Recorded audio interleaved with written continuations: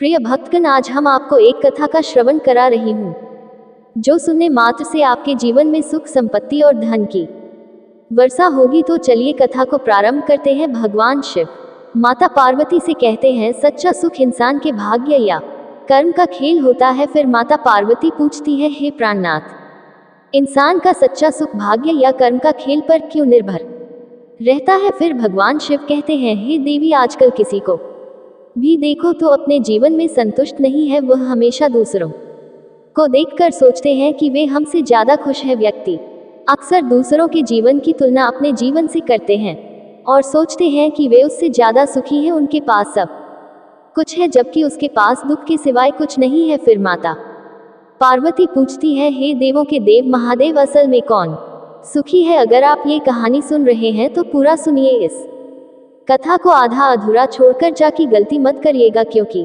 इस पवित्र कथा को पूरा सुनने से मनचाहा फल की प्राप्ति होगी। इसलिए इस कथा को पूरा सुने। आप शिव भक्त हैं तो भोलेनाथ का अनादर ना करें। फिर भगवान शिव कहते हैं, हे देवी, आज की इस कहानी से जानते हैं। एक समय की बात है, ब्रह्मपुर नामक गांव में एक गरीब गुड़िया रहती थी जो लोगों के घरों में भीख मांगकर अपना गुजारा करती थी। हर बार की तरह वह एक लकड़हारे के घर भीख मांगने जाती है। वह देखती है कि लकड़हारे का परिवार कितना बड़ा है, उसके 2 प्यारे बच्चे हैं, रहने के लिए अच्छा घर है और मुझे तो दिन भर भीख मांग कर खाना पड़ता है। यही सोचते सोचते वह गुड़िया वहां से चली जाती है। उसके बाद लकड़हारे का परिवार खाना खाने के लिए बैठता है। लकड़हारा अपनी माँ से कहता है, आजकल तो कोई लकड़ी भी खरीदने नहीं आता है और जो आता है वह कम दाम में लकड़ी ले जाता है। इतने पैसों में तो घर खर्च निकालना भी मुश्किल है, तो मैं घर कैसे चलाऊंगा? तब उसकी माँ कहती है, तुम जाकर अपने बापू के मालिक से क्यों नहीं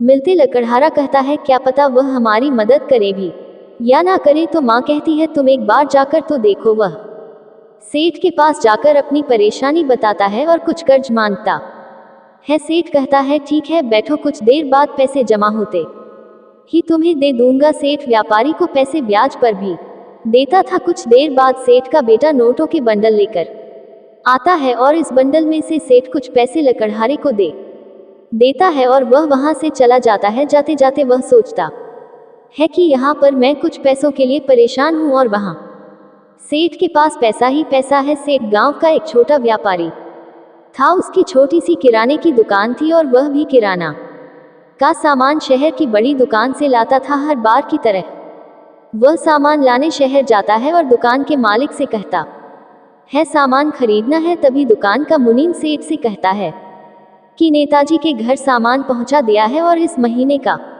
हमारा मुनाफा रुपए लाख का हुआ है। तब गांव का सेठ सामान भरकर पैसे देकर वहां से जाने लगता है और जाते जाते सोचता है, कहाँ हम गांव में 10-2000 में खेल रहे हैं और खुद को बड़ा सेठ समझ रहे हैं, पर लोग तो यहाँ लाखों रुपए का फायदा कमा रहे हैं। ये सब सोचते सोचते वह अपने गांव पहुंच गया और उधर शहर के सेठ को पता चलता है कि सामान से भरा ट्रक किसी ने चुरा लिया है। तब सेठ अपना आप खो देता है, क्योंकि उसे बहुत बड़ा नुकसान होता है। कुछ देर बाद सेठ की दुकान पर नेताजी का संदेश आता है कि घर पर एक दावत है, आपको आना है, हम आपके लिए गाड़ी भेज देते हैं। सेठ को जाने की इच्छा तो नहीं थी, लेकिन नेताजी ने बुलाया है, इसलिए वह दुखी मन से तय होने लगा और गाड़ी में बैठकर चला गया। कुछ देर बाद नेताजी के घर पर गाड़ी पहुंच जाती है। सेठ देखता है कि कितनी भीड़ है यहाँ पर, तो मेरे लिए बैठने की भी जगह नहीं है। जैसे तैसे सेठ को बैठने की जगह मिल जाती है। वह देखता है कि शहर के बड़े बड़े लोग नेताजी के पास आए हैं, उनसे हाथ मिला रहे हैं, बैठकर चाय पानी पी रहे हैं और बातचीत कर रहे हैं। असल में नेताजी खुश है, किसी चीज की कोई कमी नहीं है। कुछ देर बाद सेठ जी भी नेताजी से मिलते हैं, अपना लाया हुआ तोहफा नेताजी को देते हैं और बातचीत करके खाना खाकर अपने घर वापस चले जाते हैं। कुछ देर बाद दावत खत्म हो जाती है और नेताजी सोचने लगते हैं कि क्या सर दर्द है, दावत इसलिए करनी पड़ती है क्योंकि वे भी हमें दावत पर बुलाते हैं, वरना इतना खर्चा कौन करे। फिर वे अपने कमरे में चले जाते हैं। आराम करते करते नेताजी को याद आता है कि उन्हें किसी गांव में सरकारी अस्पताल की शुरुआत करने जाना है। ये सोचकर उनका सिर दर्द करने लगता है। वे अपने नौकर से कहते हैं कि सिर दबा दे और उससे पूछते हैं तुम्हें क्या लगता है कौन असल जिंदगी में सुखी है, और अगली सुबह गांव के लिए रवाना हो जाते हैं। रास्ते में वे गाड़ी से एक बूढ़ी औरत को देखते हैं और अपने नौकर से कहते हैं, देखो असल जिंदगी में तो ये बुरी या खुशी है, इसे ही कोई सिर दर्द है और ना ही किसी घाटे या फायदे का डर है। ये वही बुढ़िया थी जिसने लकड़हारे को सबसे सुखी इंसान माना था। फिर भगवान शिव कहते, हर इंसान अपनी जगह पर खुश है, बस वह अपने से अमीर व्यक्ति को देखकर दुखी हो जाता है। लेकिन एक बात समझने वाली है कि धनवान होना इसका मतलब यह नहीं कि खुश रहना। हर इंसान को अपनी जगह खुश रहना चाहिए और इसीलिए इंसान को हमेशा अपने से गरीब लोगों को देखकर जिंदगी जीनी चाहिए, क्योंकि इंसान तभी सुखी रह सकते हैं जब उसे जिंदगी में सब सही लगे, और जब कभी भी दुखी मन लगे तो उसे गरीब लोगों की तरफ देखना चाहिए। क्या पता कि इंसान उनके सपनों की जिंदगी जी रहे हो। फिर भगवान शिव कहते हैं, इस कहानी से इंसान को दूसरी सीख ये मिलती है कि क्या होगा अगर इंसान को जो चाहिए वह मिल गया तो, और क्या वह उस पद को संभाल भी पाएगा या नहीं। तो चलिए कहानी प्रारंभ करते हैं। एक गांव में एक राजा था जो बहुत ही दयावान था और हमेशा अपनी प्रजा की मदद करता था। एक बार गांव में कुश्ती की प्रतियोगिता होती है तो दोनों पहलवान बहुत देर तक कुश्ती लड़ते रहे, कोई भी हार मानने को तैयार नहीं था और दोनों बराबरी पर थे। काफी समय बीत जाने के बाद राजा ने कहा कि दोनों को विजेता घोषित किया जाए। लोग खुश हो गए क्योंकि कोई भी हारा नहीं था और दोनों को बराबर इनाम मिला। लेकिन ये बात गांव में फैल गई। राजा सही निर्णय नहीं ले पाता और उसका शासन अच्छा नहीं है, ये बात राजा तक भी पहुंची और उसने कहा कि अगर किसी को लगता है कि वह बेहतर शासन कर सकता है तो वह अगले 1 महीने तक राज्य संभाल ले। कई लोग अपनी अपनी राय देने लगे। तब एक युवक ने कहा, महाराज मैं राज्य को अच्छे से संभाल लूंगा और खुद को साबित करूंगा। राजा ने युवक को 1 महीने के लिए राज्य सौंप दिया और खुद दूसरे राज्य में चला गया। युवक सभा में बैठा और लोग अपनी समस्याएं बताने लगे। युवक को कुछ समझ नहीं आया और उसने लोगों को उनकी मांग के अनुसार चीजें दे दी। उसे लगा कि उसने सही निर्णय लिया और जरूरतमंदों की मदद की। लेकिन इस बात का फायदा उठाने के लिए दूसरे राज्य के लोग भी आने लगे और युवक ने उन्हें भी राज्य का धन दे दिया। इसके बाद हर कोई इस मौके का फायदा उठाने लगा। इस बार चोर डाकू के रिश्तेदार भी अपील करते हैं कि उन्हें छोड़ दिया जाए। तब राजा के मंत्री उस युवक से कहते हैं कि ऐसा मत करो, लेकिन वह उनकी बात नहीं सुनता और सभी कैदियों को छोड़ देता है। कुछ दिनों बाद ही राज्य में चोरी और दंगे होने लगते हैं और उस युवक को इसकी कोई खबर नहीं रहती। जब लोग उससे मिलने आते हैं और अपनी समस्याओं का हल मांगते हैं तो वह अपनी जिम्मेदारी निभाने के बजाय राज्य की संपत्ति बांट देता है। देखते ही देखते राज्य लावारिस की तरह हो जाता है। कोई भी राज्य में कुछ भी कर रहा था और महल में भी कुछ सही नहीं चल रहा था। जब राजा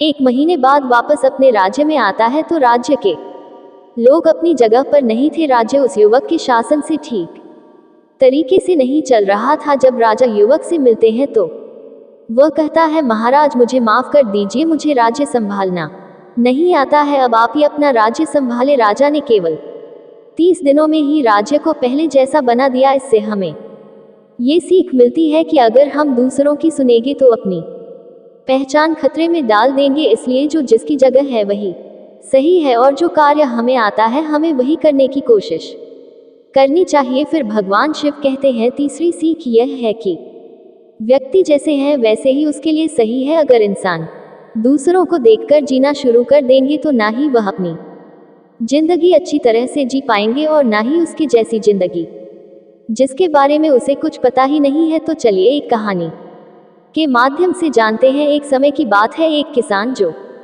दिन रात मेहनत करता था, उसे अपनी जिंदगी से कोई शिकायत नहीं थी। वह हर साल मेहनत करता, लेकिन एक बार उसके मन में ख्याल आया कि यह भी कोई जिंदगी है जिसमें रोज काम करना पड़े। उसे लगता है कि मुझसे तो पशु पक्षी ही अच्छे हैं जो आराम से अपना जीवन जीते हैं। वह घर जाकर खाना खाकर लेटता है और सोचता है कि काश मुझे कोई ऐसी शक्ति मिल जाए जिससे मैं जो चाहूं वह बन सकूं। ये सोचते सोचते वह सो जाता है। सपने में वह देखता है कि वह हमेशा की तरह अपने खेत में काम कर रहा है और एक चिड़िया को देखकर सोचता है कि काश मैं भी चिड़िया बन जाऊं। अचानक वह चिड़िया बन जाता है और बहुत खुश हो जाता है। उसे यकीन ही नहीं होता कि उसकी सोच सच हो गई। चिड़िया का जीवन जीते हुए उसे कई मुश्किलों का सामना करना पड़ता है, जैसे अपना घर बनाना। इससे वह थक जाता है और सोचता है कि काश मैं एक आज़ाद बादल बन जाऊं जो कहीं भी जा सके। लेकिन जब वह बादल बन जाता है तो तेज हवा उसे बहा ले जाती है और वह अपनी मर्जी से कहीं नहीं जा पाता। उसे लगता है कि ऐसा तो नहीं होना चाहिए था, मैंने तो सोचा था कि मैं अपनी मर्जी से कहीं भी जा सकूंगा, लेकिन यहाँ तो मुझे कोई और ही ले जा रहा है। तब वह सोचता है कि इससे अच्छा तो मैं हवा बन जाता हूँ, फिर मैं भी जिसे चाहूँ उसे उड़ाकर ले जा सकता हूँ। मुझसे शक्तिशाली और कोई नहीं होगा। वह अपने अंदर बहुत सारी ऊर्जा का स्रोत महसूस कर रहा था। उसे लग रहा था कि अब मैं आम इंसान नहीं हूँ, जिसे चाहे उसे मैं उड़ाकर ले जा सकता हूँ उतने तेज बहाव से। फिर वह देखता है कि एक पहाड़ है। उसे लगता है कि मैं इस पहाड़ को भी उड़ाकर ले जा सकता हूँ, लेकिन जब वह पहाड़ से टकराता है तो उसे लगता है कि असली शक्तिशाली तो ये पहाड़ है जो मुंह भी रोक रहा है। लेकिन इस बार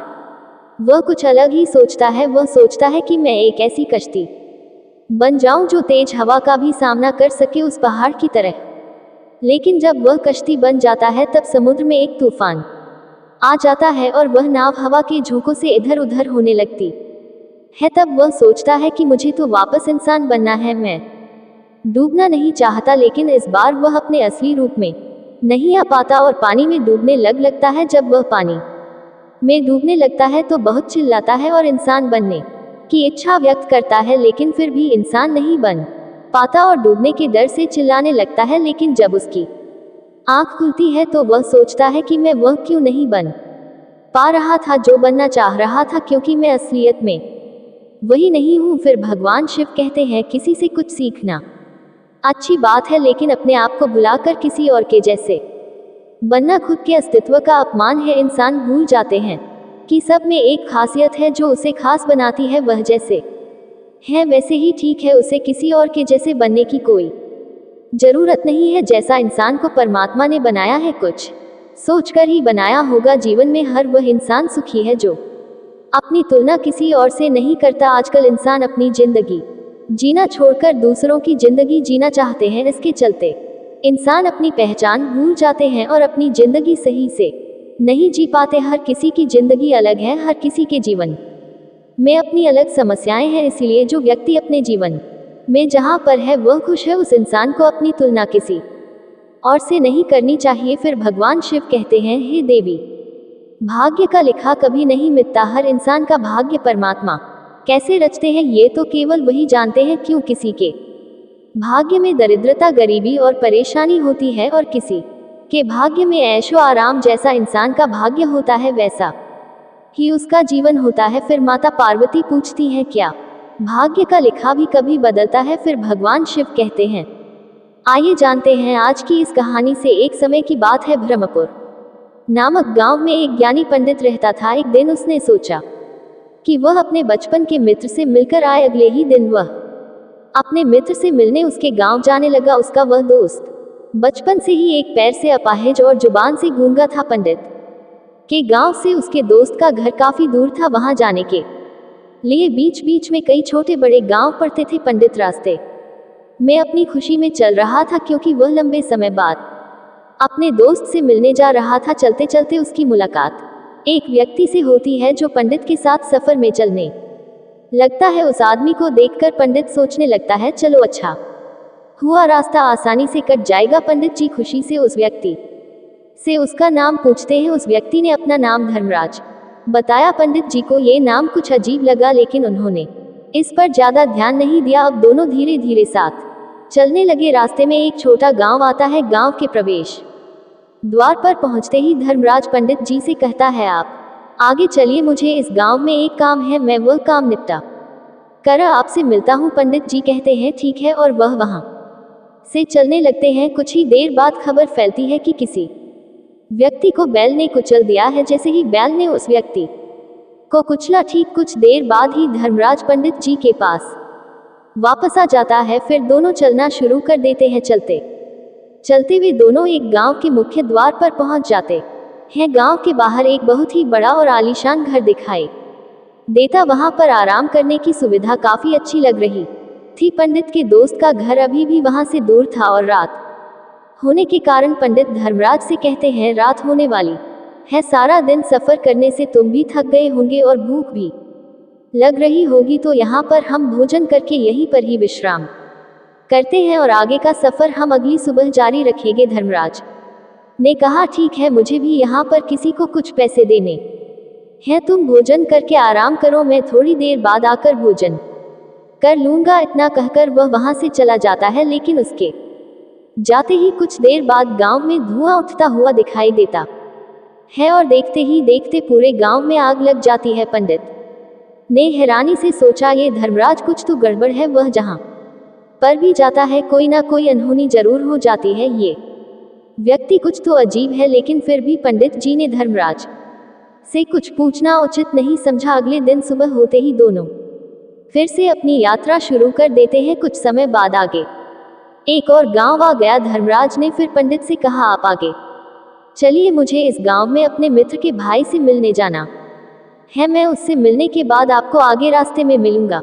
ये कहकर धर्मराज वहां से चला गया, लेकिन पंडित इस बार आगे नहीं गया। वह वहीं खड़ा होकर धर्मराज को देखने लगा कि वह कहाँ जाता है और क्या करता है। तभी थोड़ी देर बाद लोगों के चिल्लाने की आवाज सुनाई देने लगी कि एक व्यक्ति को सांप ने काट लिया है और उसकी मृत्यु हो गई है। ठीक उसी समय धर्मराज फिर पंडित के पास पहुंच गया, लेकिन इस बार पंडित से रहा नहीं गया और उसने धर्मराज से पूछ लिया, तुम जिस भी गांव में जाते हो वहां कोई ना कोई अनहोनी जरूर हो जाती है, क्या तुम मुझे बता सकते हो ऐसा क्यों हो रहा है? तब धर्मराज मुस्कुराते हुए पंडित जी से पूछने लगा, आप तो मुझे बहुत ज्ञानी मालूम पड़े थे, इसलिए मैं आपके साथ चलने लगा था, क्योंकि ज्ञानियों का साथ बहुत अच्छा होता है, परंतु आप अभी तक नहीं समझ पाए कि मैं कौन हूँ। पंडित ने कहा, मुझे पहले से ही शंका थी, तुम कोई आम व्यक्ति नहीं हो, अगर आप ही अपना परिचय देते तो मुझे आसानी हो जाएगी। तब धर्मराज ने जवाब दिया कि मैं लोगों के प्राण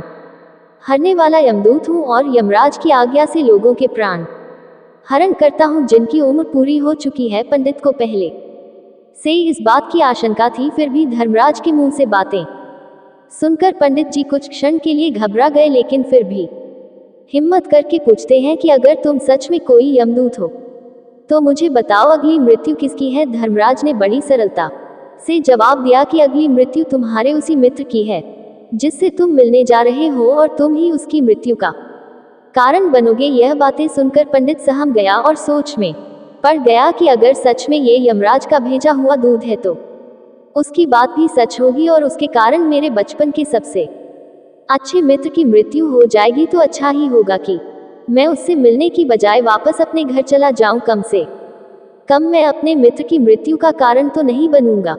धर्मराज ने मुस्कुराते हुए कहा, तुम जो सोच रहे हो वह सब मुझे पता है, मगर तुम्हारे अपने मित्र से मिलने जाने से नियति नहीं बदल जाएगी। तुम्हारे मित्र की मृत्यु तो निश्चित है और वह आगे ही कुछ समय में घटित होने वाली है। धर्मराज के मुंह से ऐसी बातें सुनकर पंडित को झटका लगा, क्योंकि धर्मराज ने पंडित के मन की बातें पढ़ ली थी, जो कि एक सामान्य व्यक्ति के लिए संभव नहीं है। अब पंडित को विश्वास हो गया कि यह धर्मराज सचमुच यमदूत ही है। जब पंडित को यह पूर्ण विश्वास हो गया कि धर्मराज सच में यमदूत है तो वह घबरा गया। वह अपने मित्र की मृत्यु का कारण नहीं बनना चाहता था, इसलिए वह पलटकर अपने गांव की तरफ वापस जाने लगा। लेकिन जैसे ही पंडित वापस जाने के लिए मुड़ा, उसने देखा कि उसका मित्र तेजी से उसकी तरफ चला आ रहा है और पंडित को देखकर अत्यंत प्रसन्न दिखाई पड़ रहा था।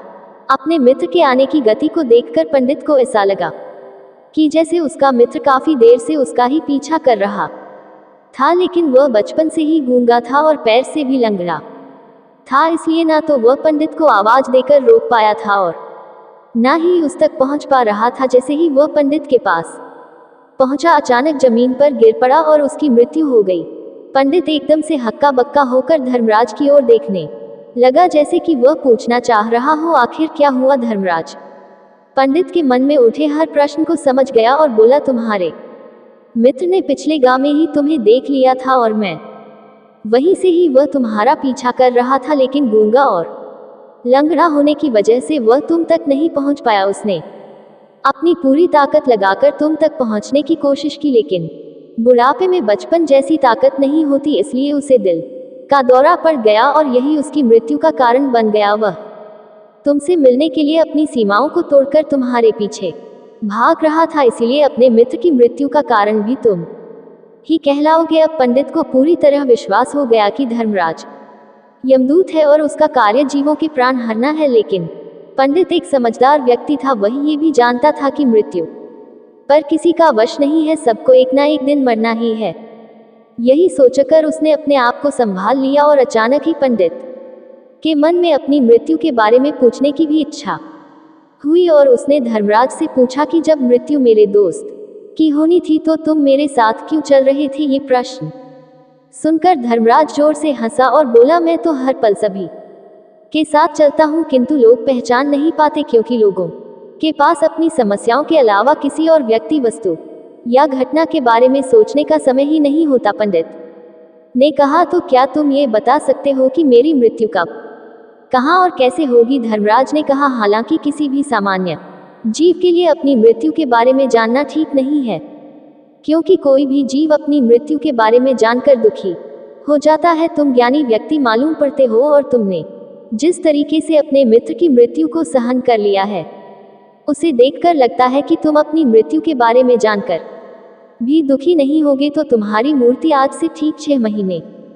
बाद आज के दिन किसी दूसरे राज्य में फांसी लगने से होगी, और सबसे हैरानी की बात तो ये होगी कि तुम स्वयं ही खुशी से उस फांसी को स्वीकार कर लोगे। इतना कहकर धर्मराज वहां से चला गया, क्योंकि अब धर्मराज के पास पंडित के साथ चलते रहने का कोई कारण नहीं था। इसके बाद पंडित ने अपने मित्र के शरीर का अंतिम संस्कार किया और उसके क्रियाकर्म करके अपने गांव वापस आ गया। लेकिन कोई व्यक्ति कितना भी ज्ञानी क्यों ना हो, अपनी मृत्यु के बारे में जानकर दुखी तो होता ही है और मृत्यु से बचने का कोई ना कोई उपाय भी खोजता है। तो पंडित भी इसी तरह बचने का उपाय सोचा। पंडित ने भी वही किया, क्योंकि पंडित विद्वान था, इसीलिए उसकी पहचान उस राज्य के राजा तक थी। पंडित ने सोचा कि राजा के पास तो कई सारे ज्ञानी मंत्री हैं, वह मेरी मृत्यु से संबंधित समस्या का कोई ना कोई समाधान निकाल ही लेंगे। पंडित यही सोचता हुआ राज दरबार में पहुंच जाता है और राजा से सारी घटना के बारे में बताता है। राजा ने अपने मंत्रियों को सारी समस्या बताई और उनसे सलाह मांगी। अंत में सभी ने विचार विमर्श करके कहा कि अगर पंडित की बात सही है तो उसकी मृत्यु भी 6 महीने बाद ही होगी, लेकिन मृत्यु तब होगी जब वह किसी दूसरे राज्य में जाएगा। यदि वह किसी दूसरे राज्य में जाए ही ना तो मृत्यु नहीं होगी। मंत्रियों की सलाह राजा को भी सही लगी। इसके बाद पंडित ने महल में ही रहने की सारी व्यवस्था कर ली। राजा के आदेश के बिना उसे किसी से मिलने नहीं दिया जाता था, लेकिन पंडित कहीं भी जा सकता था ताकि पंडित को ना लगे कि वह राजा के कैद में है। परंतु पंडित डर के मारे स्वयं ही कहीं आता जाता नहीं था। धीरे धीरे महीने गुजर गए और पंडित की मृत्यु का समय नजदीक आने लगा और अंततः वह दिन भी आ गया जिस दिन पंडित की मृत्यु होनी थी। उसी रात पंडित डर के मारे जल्दी सो गया ताकि जल्दी से वह रात बीत जाए और अगले दिन आ जाए, ताकि मर टल सके। लेकिन पंडित को नींद में चलने की बीमारी थी और अपनी बीमारी के बारे में वह स्वयं ही नहीं जानता था। तो फिर राजा, मंत्री या किसी वेद को इसके बारे में बताने का कोई प्रश्न ही नहीं उठता। पंडित अपनी मृत्यु को लेकर बहुत चिंतित था। वह पिछले कई दिनों से ठीक से सो नहीं पा रहा था और नींद में चलने की बीमारी भी उसे तभी होती है जब व्यक्ति को ठीक से नींद नहीं मिलती, तो उसे रात में नींद में चलने का दौरा पड़ता है। वह उठा और महल से निकलकर अस्तबल में गया, क्योंकि पंडित राजा का खास माना जाता था, इसलिए कोई भी पहरेदार ने उसे नहीं रोका और ना ही किसी तरह की कोई पूछताछ की। अस्तबल में पहुंचकर वह सबसे तेज चलने वाले घोड़े की पीठ पर सवार होकर नींद में ही अपने राज्य की सीमा से बाहर दूसरे पड़ोसी राज्य में चला गया। इतना ही नहीं, वहां दूसरे राज्य में जाकर राजा के महल में पहुंच गया। उसे महल के पहरेदार ने भी नहीं रोका और ना ही पूछताछ की। सभी लोग रात्रि के अंतिम प्रहर में गहरी नींद में थे। वह पंडित सीधे राजा के सैन्य कक्ष में पहुंच गया, जहां राजा और रानी सो रहे थे। वहीं पर पंडित भी जाकर सो गया। सुबह जब राजा ने देखा कि पंडित रानी के बगल में सोया हुआ है, तो वह बहुत क्रोधित हो गया। उसने पंडित को गिरफ्तार करने का आदेश दिया। पंडित को गिरफ्तार कर लिया गया, लेकिन पंडित बहुत हैरान था। उसे समझ नहीं आ रहा था कि वह दूसरे राज्य में और राजा के महल में कैसे पहुंचा, लेकिन उसकी बात सुनने वाला कोई नहीं था। राजा ने पंडित को दरबार में पेश करने का आदेश दिया। कुछ देर बाद पंडित को दरबार में लाया गया। पंडित को देखते ही राजा इतना गुस्से में आ गया कि उसने पंडित को फांसी देने का हुक्म सुना दिया। फांसी की सजा सुनकर पंडित डर गया, लेकिन फिर भी थोड़ी हिम्मत जुटाकर राजा से बोला, महाराज मुझे नहीं पता कि मैं राजमहल कैसे पहुंचा। मैं ये भी नहीं जानता कि आपके कक्ष तक कैसे आया। आपके महल के किसी पहरेदार या सैनिक ने मुझे रोका क्यों नहीं, लेकिन इतना जरूर जानता हूँ कि आज मेरी मृत्यु होने वाली है, जो अब होने जा रही है। राजा को ये बात थोड़ी अजीब लगी। उसने पंडित से पूछा, तुम्हें कैसे पता कि आज तुम्हारी मृत्यु होनी है? राजा के इस प्रश्न के जवाब में पंडित ने पिछले 6 महीने ने का सारा वाकया राजा को सुना दिया और बोला, महाराज किसी भी सामान्य व्यक्ति को यह एहसास नहीं होगा कि वह राजा के महल में जाकर राजा की उपस्थिति में रानी के साथ सो जाए। राजा को पंडित की बात में थोड़ी सच्चाई नजर आई, लेकिन उसने सोचा कि यह पंडित अपनी मृत्यु से बचने के लिए धर्मराज और उसकी भविष्यवाणी की कहानी बना रहा है। राजा ने पंडित से कहा, यदि तुम्हारी बात सही है और आज तुम्हारी मृत्यु का दिन है जैसा कि धर्मराज ने तुम्हें बताया था, तो आज तुम्हारी मृत्यु का कारण मैं नहीं बनूंगा। लेकिन यदि तुम्हारी बात झूठी निकली तो निश्चित ही आज तुम्हारी मृत्यु का दिन होगा, क्योंकि जिस राज्य से तुम आए हो उसके राजा मेरे मित्र हैं। इसलिए राजा ने तुरंत अपने सैनिकों को पड़ोसी राजा के पास भेजकर पंडित की बात की सत्यता का प्रमाण मांगा। सैनिक शाम तक लौटे और उन्होंने राजा को बताया कि महाराज, पंडित जो कुछ भी कह रहा है वह सब सत्य है। पड़ोसी राज्य के राजा ने पिछले 6 महीने से पंडित के रहने की सारी व्यवस्था अपने ही महल में की थी। पंडित राजा का खास मेहमान था। कल शाम राजा आखिरी बार पंडित से उसके कक्ष में मिले थे और उसके बाद यह इस राज्य में कैसे पहुंच गया, इसकी जानकारी किसी को भी नहीं है। इसीलिए राजा के अनुसार पंडित को फांसी देना ठीक नहीं है। लेकिन राजा के सामने यह नई समस्या थी, क्योंकि उसने बिना पूरी बात जाने ही पंडित को फांसी की सजा सुना दी थी। अगर उसने फांसी नहीं दी तो राजा का वचन का अपमान हो जाएगा, लेकिन अगर राजा की बात का मान रखा जाए तो बेवजह एक निर्दोष व्यक्ति की जान चली जाएगी। राजा ने अपने सभी मंत्रियों से इस बारे में सुझाव मांगा। मंत्रियों ने सुझाव दिया कि महाराज, पंडित को एक कच्चे सूत के धागे से फांसी लगवा दी जाए, इससे आपका कथन का भी मान रह जाए और कच्चे सूत के धागे से पंडित को फांसी भी नहीं लगेगी और उसके प्राण भी बच जाएंगे। राजा को मंत्रियों का ये सुझाव पसंद आया और उसने ऐसा ही करने